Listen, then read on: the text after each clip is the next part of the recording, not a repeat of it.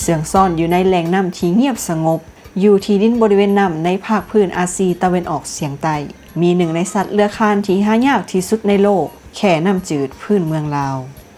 แข่น้ำจืดพื้นเมืองลาวเป็นสัตว์น้ำจืดที่เคยอาศัยอยู่ทั่วภาคพื้นอาซีตะวันออกเฉียงใต้ในปัจจุบันมีแข่น้ำจืดที่ใหญ่เต็มวัยบ่ฮอดพันโตที่ยังเหลืออยู่ในธรรมชาติ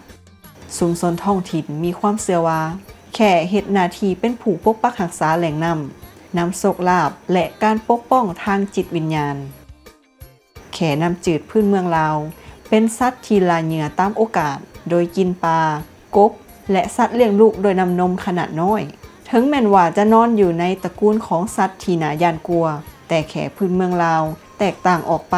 เพราะพวกมันบ่ได้หุกหานและบ่เป็นภัยต่อมนุษย์มีขนาดปานกลางพฤติกรรมขี้อาย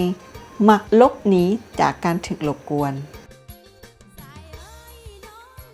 ด้วยจำนวนการวางไข่จาก11หา26หน่วยต่อหังแข่เหล่านี้มีท่าแห้งที่จะฟื้นตัวแต่การอยู่รอดของพวกมันแม่นขึ้นกับความพยายามในการอนุรักษ์และประเพณีวัฒนธรรมที่ช่วยปกปักรักษาพวกมัน